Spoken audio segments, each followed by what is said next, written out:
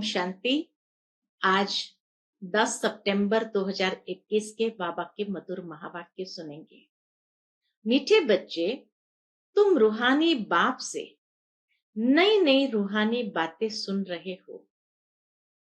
तुम जानते हो, जैसे हम आत्माएं अपना रूप बदल कर आए हैं, वैसे बाप भी आए हैं। आज की मुरली का प्रश्न है, छोटे छोटे बच्चे बाप की समझाने पर अच्छी रीति ध्यान दे तो कौन सा टाइटल ले सकते हैं? उत्तर है स्पिरिचुअल लीडर का। छोटे बच्चे अगर कोई हिम्मत का काम करके दिखाएं, बाप से जो सुनते हैं उस पर ध्यान दे और दूसरों को समझाएं, तो उन्हें सब बहुत प्यार करेंगे। बाप का नाम भी बाला हो जाएगा। आज की मुरली से पहले गीत बजा है, छोड़ भी दे आकाश सिंहासन, इस धरती पर आ जाओ रे। ओम शांति।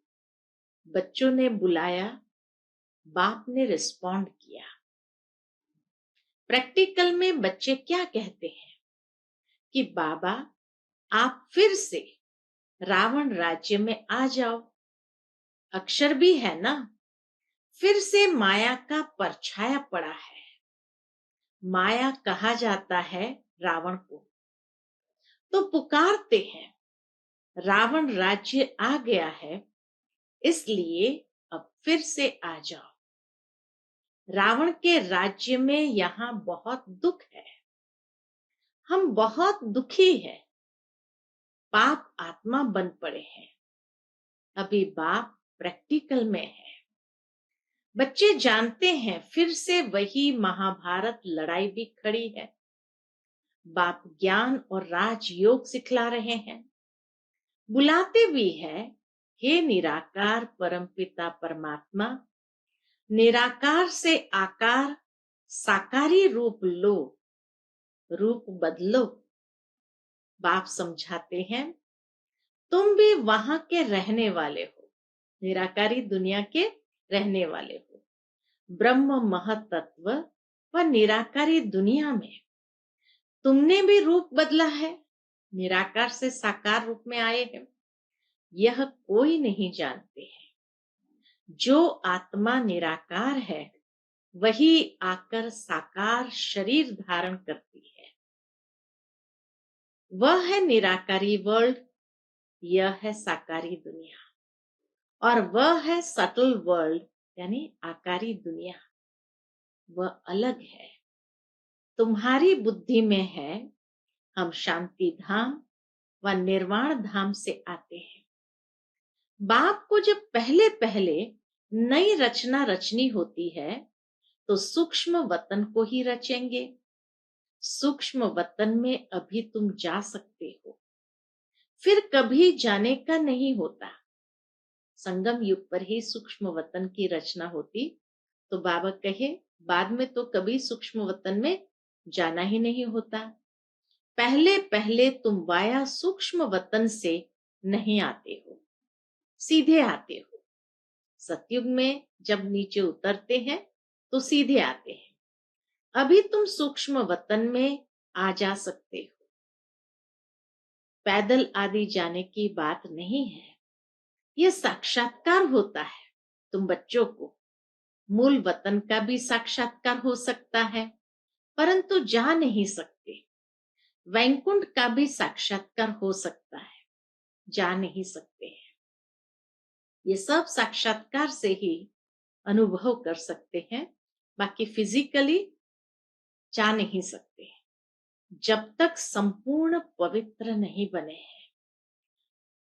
जब संपूर्ण पवित्र बन जाएंगे तब वैकुंठ में भी जाएंगे।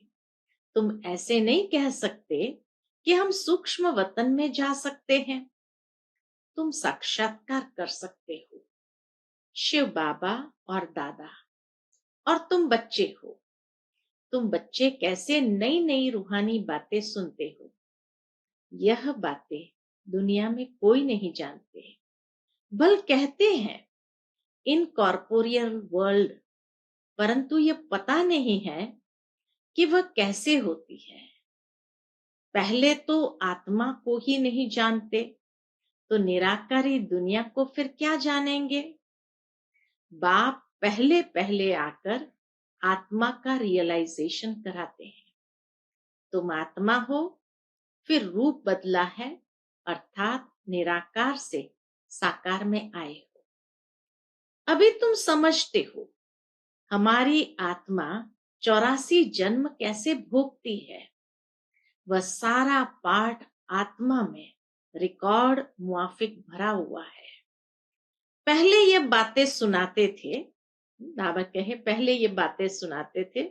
बाप कहते हैं अभी तुमको गुह्य रमणीक बातें सुनाता हूं। पहले तो सिंपल बातें आत्मा की परमात्मा की सुनाई, अभी बाबा कहे तुमको गुह्य रमणीक बातें सुनाता हूं। कौन सी गुह्य रमणीक बातें बाबा ने सुनाई? सूक्ष्म वतन की, कि कैसे सूक्ष्म वतन संगम युग पर रचा जाता और वहां साक्षात्कार के माध्यम से अनुभव कर सकते हैं। जो तुम आगे नहीं जानते थे वह अभी जानते हो। नई नई पॉइंट्स बुद्धि में आती जाती है, इसलिए दूसरों को भी झट समझा सकते हो। दिन प्रतिदिन यह ब्राह्मणों का झाड़ बढ़ता जाता है, यही फिर दैवी झाड़ बनना है। ब्राह्मण ही वृद्धि को पाएंगे। देखने में कैसे छोटे आते हैं, जैसे वर्ल्ड के नक्शे में इंडिया देखते हैं तो कितनी छोटी दिखाई पड़ती है। वास्तव में इंडिया है कितनी बड़ी। वैसे ही ज्ञान के लिए कहा जाता है मन मना भव, अर्थात अलफ को याद करो। बीज कितना छोटा होता है, झाड़ कितना बड़ा निकलता है। तो यह ब्राह्मण कुल भी छोटा है, वृद्धि को पाता जाता है। ब्रह्मा बाबा के समय तो बहुत छोटा सा ब्राह्मणों का झाड़ था, लेकिन आज कितना विशाल वट वृक्ष सारे विश्व के अंदर बन गया है। तो इसीलिए बाबा कहे वृद्धि को पाता जाता है। तुम्हारी बुद्धि में है कि हम इस समय ब्राह्मण हैं, फिर देवता बनेंगे। 84 जन्मों की सीढ़ी तो बहुत अच्छी है, बच्चे समझा सकते हैं। जो 84 जन्म लेते हैं वही आकर समझते हैं।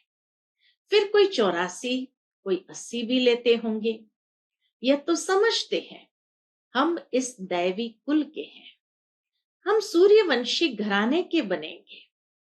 अगर नापास होंगे तो फिर देरी से आएंगे। सभी इकट्ठे तो नहीं आएंगे, बल बहुत ज्ञान लेते रहते हैं, परंतु इकट्ठे तो नहीं आएंगे ना। जाएंगे इकट्ठे, आएंगे थोड़े थोड़े, यह तो समझ की बात है ना। सब कैसे इकट्ठे 84 जन्म लेंगे। बाप को बुलाते ही है, बाबा फिर से आकर गीता का ज्ञान सुनाओ। तो सिद्ध होता है जब महाभारत लड़ाई होती है उस समय ही आकर गीता का ज्ञान सुनाते हैं। उनको ये राजयोग कहा जाता है। अभी तुम राजयोग सीख रहे हो। कल्प कल्प 5000 वर्ष बाद बाबा हमको आकर ज्ञान देते हैं। सत्यनारायण की कथा सुनते हैं ना, यह कहां से आए फिर कहां गए जानते नहीं है। बाप समझाते हैं बच्चे, यह रावण की परछाई जो पड़ी है, अब ड्रामा अनुसार रावण राज्य खत्म होना है। सारी दुनिया पर इस समय बाबा कहे रावण की परछाई पड़ी है। अब ड्रामा अनुसार रावण राज्य खत्म होना है। सतयुग में है राम राज्य और इस समय है रावण राज्य। अभी तुम समझते हो हमारे में जो ज्ञान आया है वह इस दुनिया में किसको भी नहीं है। जो ज्ञान अभी हमारे पास है वह इस दुनिया में किसको है नहीं। हमारी यह नई पढ़ाई है नई दुनिया के लिए। गीता में कृष्ण का नाम लिखा है। वह तो पुरानी बात हुई ना, तुम अभी नई बातें सुन रहे हो। कहेंगे यह तो कभी नहीं सुना। शिव भगवान वाच, हम तो कृष्ण भगवान वाच सुनते आए थे। तुम नई दुनिया के लिए एवरीथिंग न्यू सुनते हो। बाबा कहे तुम नई दुनिया के लिए सब कुछ नया सुनते हो। यह सब जानते हैं कि भारत प्राचीन है, परंतु कब था, इन लक्ष्मी नारायण का राज्य कैसे चला, इन्होंने कैसे राज्य पाया, फिर कहां चला गया, ये किसकी भी बुद्धि में नहीं आता। क्या हुआ जो इन्हों का राज्य खत्म हो गया, किसने जीत पाई, कुछ भी समझते नहीं। वो लोग तो सतयुग को लाखों वर्ष दे देते हैं। ये हो नहीं सकता कि लक्ष्मी नारायण ने लाखों वर्ष राज्य किया होगा। फिर तो सूर्यवंशी राजाएं ढेर हो, किसका भी तो नाम है नहीं। लक्ष्मी नारायण का नाम है, बाकी और किसका तो नाम है नहीं महाराजा महारानी के रूप में। 1250 वर्ष का किसको पता नहीं है। फिर लक्ष्मी नारायण का राज्य कहां तक चला, यह भी किसको पता नहीं है। तो फिर लाखों वर्ष का पता किसको पड़ सकता है। किसकी भी बुद्धि काम नहीं करती। अभी तुम छोटे छोटे झट समझा सकते हो। यह है बहुत सहज। भारत की कहानी है, सारी स्टोरी है। सतयुग त्रेता में भी भारतवासी राजाएं थे। अलग अलग चित्र भी है। यहाँ तो हजारों वर्ष कह देते हैं, बाप कहते हैं यह है ही 5000 वर्ष की कहानी। आज से 5000 वर्ष पहले लक्ष्मी नारायण का राज्य था, डिनाइस्टी थी। फिर पुनर्जन्म लेना पड़े। छोटी छोटी बच्चियां इतना थोड़ा भी बैठ समझाए तो समझेंगे ये तो बहुत अच्छी नॉलेज पड़ी हुई है। ये स्पिरिचुअल नॉलेज सिवाय स्पिरिचुअल फादर और कोई के पास है नहीं। तुम कहेंगे हमको भी स्पिरिचुअल फादर ने आकर बताया है। आत्मा शरीर द्वारा सुनती है। आत्मा ही कहेगी कि हम फलाना बनते हैं। सेल्फ को मनुष्य रियलाइज नहीं करते हैं, हमको बाप ने रियलाइज कराया है। हम आत्मा 84 जन्म पूरे लेते हैं। ऐसी ऐसी बातें बैठ समझाएं तो कहेंगे इनको तो बहुत अच्छी नॉलेज है। गॉड नॉलेजफुल है ना, गाते भी है God is knowledgeful, blissful, liberator, guide, परंतु कहां ले जाने वाला है ये कोई नहीं जानते हैं। ये बच्चे समझा सकते हैं। स्पिरिचुअल फादर नॉलेजफुल है, इसको ब्लिसफुल कहा जाता है। लिबरेट तब आकर करते हैं जब मनुष्य बहुत दुखी होते हैं। एक रावण का राज्य होता है, हेवनली गॉड फादर कहा जाता है। हेल को रावण राज्य कहा जाता है। यह नॉलेज किसको बैठ सुनाओ, झट कहेंगे ये सबको चलकर सुनाओ। वो आकर कहेंगे यह नॉलेज तो सबको चलकर सुनाओ, परंतु धारणा बहुत अच्छी चाहिए। प्रदर्शनी के चित्रों की मैगजीन भी है, और भी समझेंगे तो इस पर बहुत सर्विस कर सकते हैं।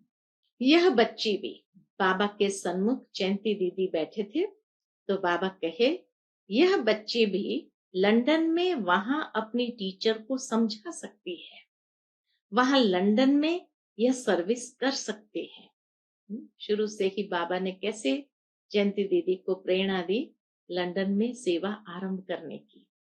तो बाबा कहे अपनी टीचर को समझा सकती है, वहां लंदन में ये सर्विस कर सकते हैं। दुनिया में ठगी बहुत है ना, रावण ने एकदम सबको ठग बना दिया है। बच्चे सारे वर्ल्ड की हिस्ट्री ज्योग्राफी समझा सकते हैं। लक्ष्मी नारायण का राज्य कितना समय चला, फिर फलाने संवंत से इस्लामी, बौद्धि, क्रिश्चियन आते हैं। वृद्धि होते होते वैरायटी धर्मों का झाड़ कितना बड़ा हो जाता है। आधा कल्प बाद और धर्म आते हैं। बाबा कहे आधा कल्प बाद और धर्म आते हैं। ऐसी ऐसी बातें ये बैठ सुनाए तो सुनने वाले इनको कहेंगे यह तो स्पिरिचुअल लीडर है, इनमें स्पिरिचुअल नॉलेज है। या फिर कहेगी यह नॉलेज तो इंडिया में मिल रही है। कितना युक्ति से बाबा समझाने के लिए सिखा रहे हैं। स्पिरिचुअल गॉड फादर दे रहे हैं, वह है बीज रूप। ये उल्टा झाड़ है। बीज है नॉलेजफुल। बीज को झाड़ की नॉलेज होगी ना। यह वैरायटी रिलीजन का झाड़ है। भारत का डीटी रिलीजन इनको कहा जाता है।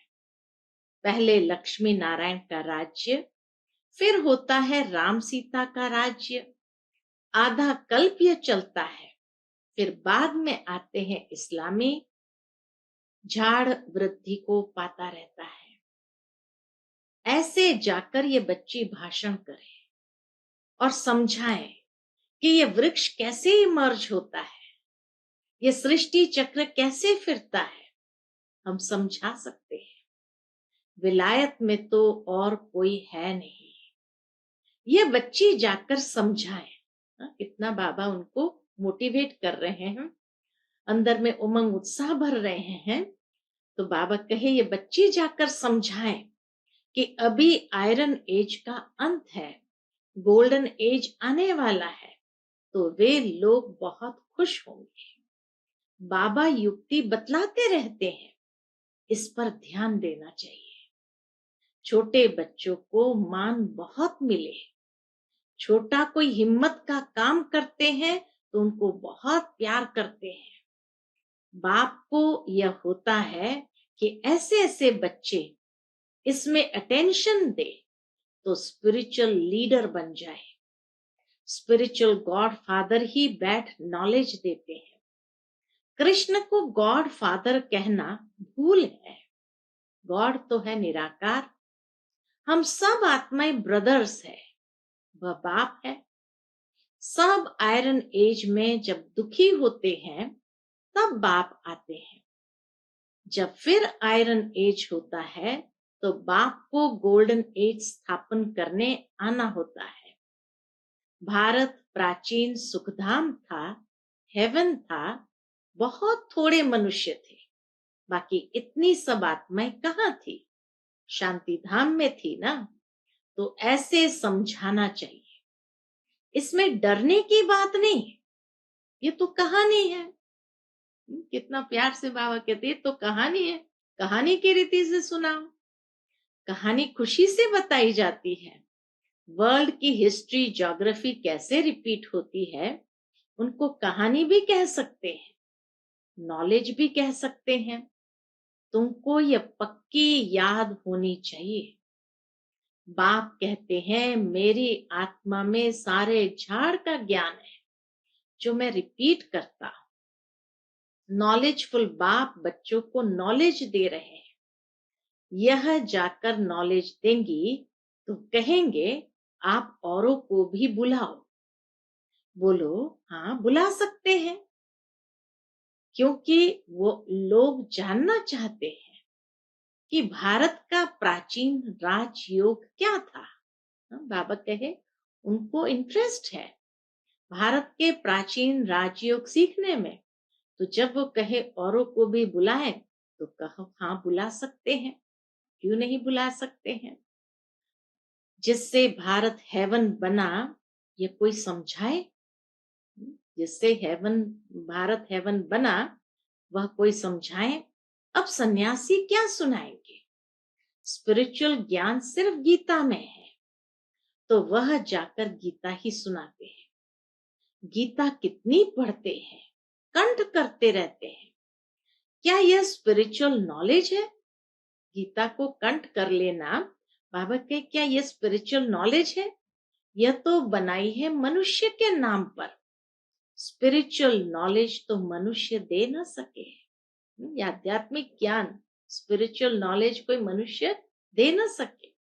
तुम अभी फर्क समझते हो उस गीता में, और जो बाबा सुनाते हैं उसमें रात दिन का फर्क है। दिया फादर ने और नाम डाल दिया कृष्ण का।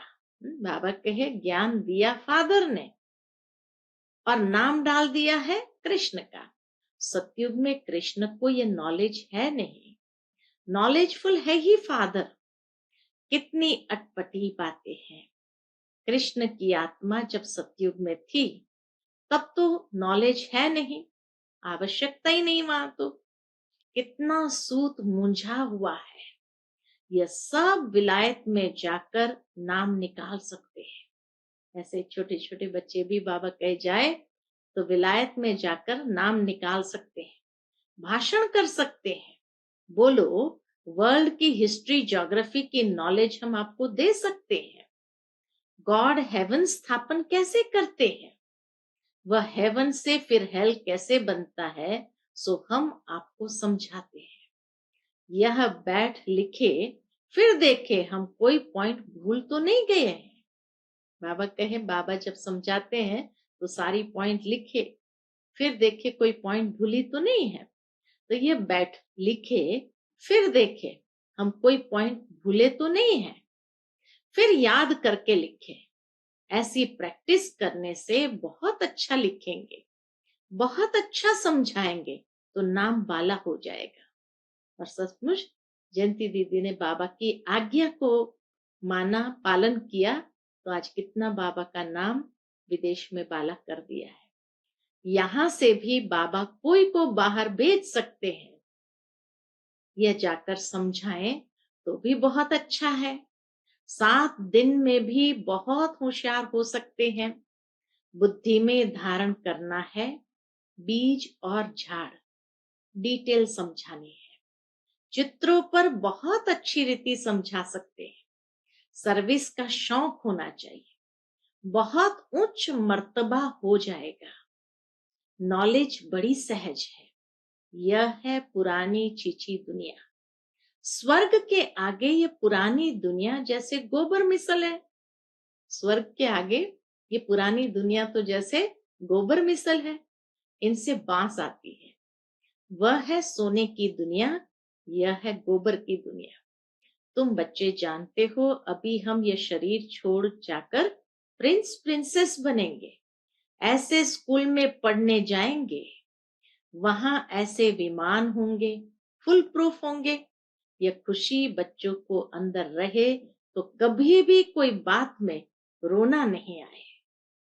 तुम समझते हो ना कि हम प्रिंस प्रिंसेस बनेंगे, तो तुमको क्यों नहीं अंदर में खुशी होनी चाहिए।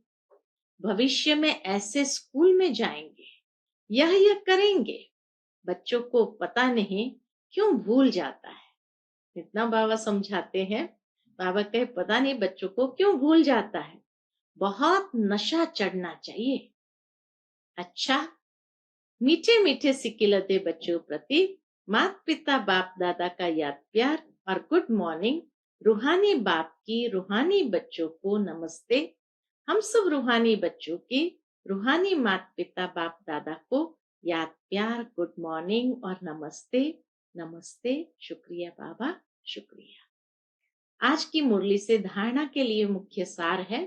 पहली पॉइंट, इस पुरानी चीची गोबर मिसल दुनिया को बुद्धि से भूल सतयुगी दुनिया को याद कर अपार खुशी व नशे में रहना है, कभी भी रोना नहीं है। दूसरी पॉइंट, बाप जो गुह्य रमणीक बातें सुनाते हैं उन्हें धारण कर सबको समझाना है। स्पिरिचुअल लीडर का टाइटल लेना है। आज का बाबा का हम बच्चों के प्रति मधुर वरदान है, कर्म करते हुए कर्म के बंधन से मुक्त रहने वाले सहज योगी स्वतः योगी भव। कर्म करते हुए कर्म के बंधन से मुक्त रहने वाले सहज योगी स्वतः योगी भव। जो महावीर बच्चे हैं उन्हें साकारी दुनिया की कोई भी आकर्षण अपनी तरफ आकर्षित नहीं कर सकती। जो महावीर बच्चे हैं उन्हें साकारी दुनिया की कोई भी आकर्षण अपने तरफ आकर्षित नहीं कर सकती। वे स्वयं को 1 सेकंड में न्यारा और बाप का प्यारा बना सकते हैं। डायरेक्शन मिलते ही शरीर से परे अशरीरी, आत्म अभिमानी, बंधन मुक्त, योग युक्त स्थिति का अनुभव करने वाले ही सहज योगी, स्वतः योगी, सदा योगी, कर्म योगी और श्रेष्ठ योगी है। जो आत्म अभिमानी, बाबा ने कहा डायरेक्शन मिलते ही शरीर से परे अशरीरी, आत्म अभिमानी, बंधन मुक्त, योग युक्त स्थिति का अनुभव करने वाले ही सहज योगी, स्वतः योगी, सदा योगी, कर्म योगी और श्रेष्ठ योगी है। वह जब चाहे, जितना समय चाहे, अपने संकल्प श्वास को एक प्राणेश्वर बाप की याद में स्थित कर सकते हैं। आज का स्लोगन है, एक रस स्थिति के श्रेष्ठ आसन पर विराजमान रहना यही तपस्वी आत्मा की निशानी है। तपस्वी आत्मा किसको कहा जाता है?